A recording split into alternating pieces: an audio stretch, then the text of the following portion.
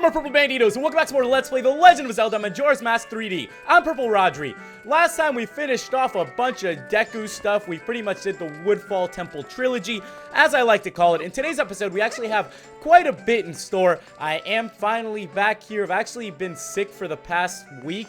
It's been kind of crappy. I don't know why I keep getting like sinus infections.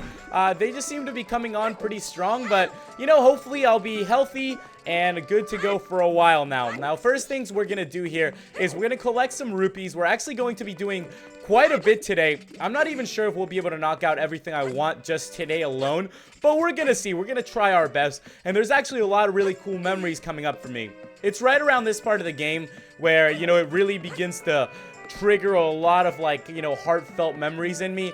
But with that, let's go ahead and get the 100 rupees, which we will be needing later on. So it's always good to get them early. Now, as I said to you, I have a lot of memories because of these following parts. You know, the next temple that's coming up is probably my favorite one, just because I have so many little weird things and thoughts about it. Now, if you guys remember last time or a couple videos ago, we did a lot of mask collecting. And with the mask collecting, there was only one mask that we didn't get that I really wanted us to get.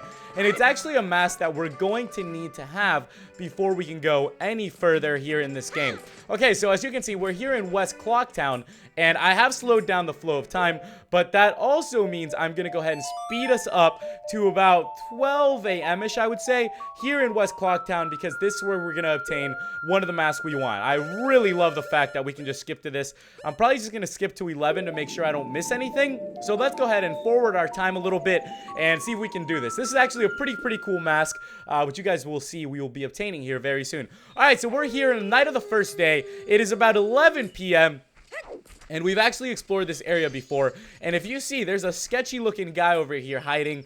Don't really know what he's doing. Let me go ahead and actually whip out the bunny hood, because we're definitely going to need it. It's pretty cool that we already have a lot of masks coming into this too. Kind of excited about it. Alright, but I actually probably shouldn't slow the flow of time anymore. Yeah, let me go ahead and change that back, just for this. I want to make sure, oh, that is the wrong way. There we go. Let me go ahead and put it back to normal just for this part, and then I'll go ahead and switch it. I know a couple of you guys have been wondering if you need to learn these songs from the Scarecrow or not. I don't think you do. You can actually just play them by yourself, and you'll be able to learn them quite easily. Now, the first time I actually ever had the chance to go and do this mask, I had no idea what I was doing. I was running around Clocktown, just imagining things, just doing, you know, crazy shenanigans as I always did, running around, having no idea what's going on, and I just so happened to bump into it. I guess as a kid, I really love the fact that you could just explore around and bump into a bunch of different things, and you know, eventually you would bump into something, and that was kind of one of what these things were for me. I feel like my tongue is like, I don't know, bloated up right now where I'm slurring words. But right here about 12 a.m. is when something magical should happen here. And I think it's about 12. I want to say it's between like 12 and 1 a.m. So we just got to wait a little bit longer and see if this cutscene will trigger. As you can see, this is the old lady from the shop that we have bumped into before. Actually, I don't think we bumped into before. So for us, it's just an old lady. But it seems like something's going on here.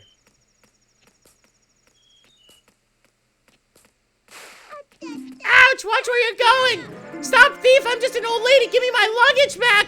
And you run up to him, you swing your sword at him, he drops his luggage, and that's all it takes, guys. So it's not a whole lot. Thank you! Since he didn't make off with them, I can finally stock big bomb bags at our shop. Maybe we'll put them out tomorrow. I must thank you! With that, guys, we have obtained the Blast Mask.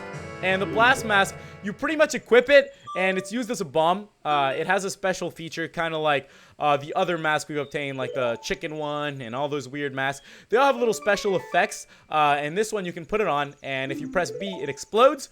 So, I mean, if you ever run out of bombs, I guess it's kind of helpful. Now that we're done with that, it is time for us to go to the shop and buy these bombs, because these bombs are what's really going to help us here once we head on out, which I am actually super excited for.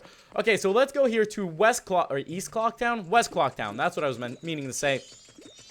And once again, I'm going to fast forward time just a little bit, pretty much just to the daytime.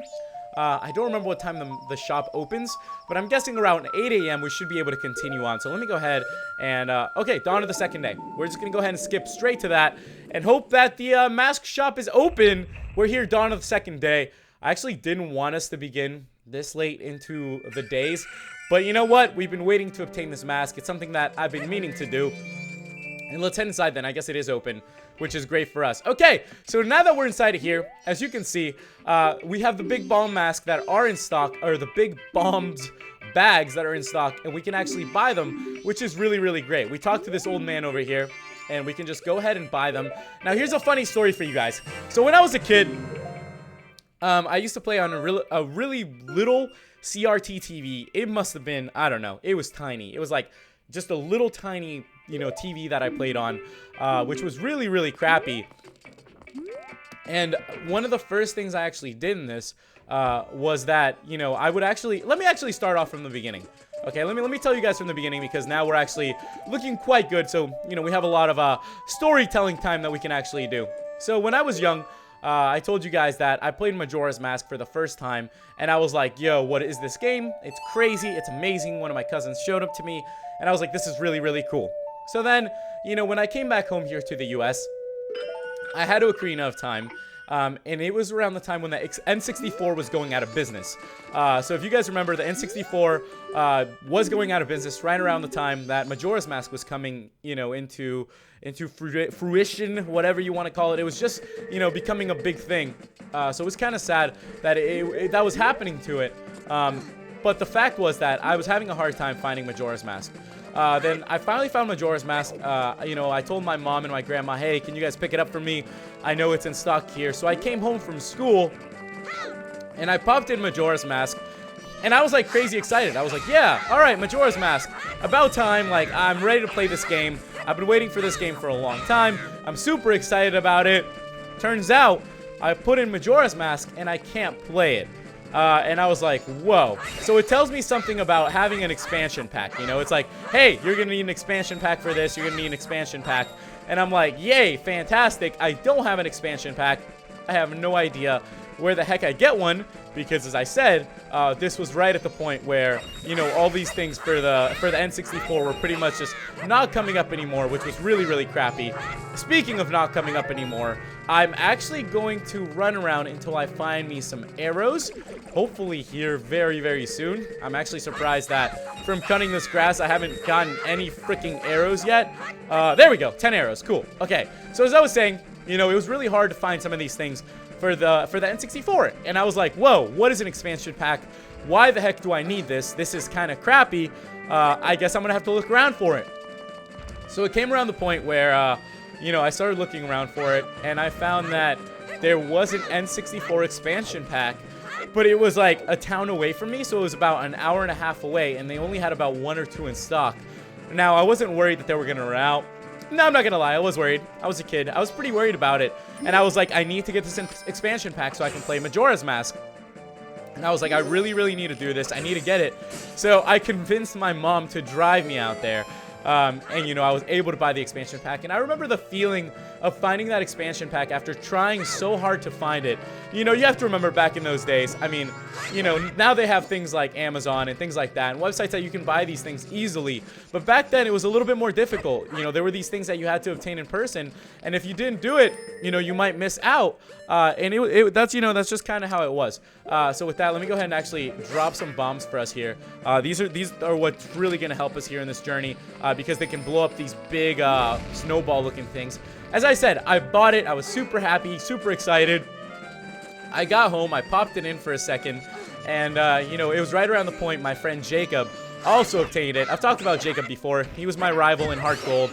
A good friend of mine. We always shared a lot of experiences together. And as I said, you know, it was right at that point where we both got the game. We finally got the expansion. He had it, I think, from Donkey Kong 64, which is a game I never owned for the N64.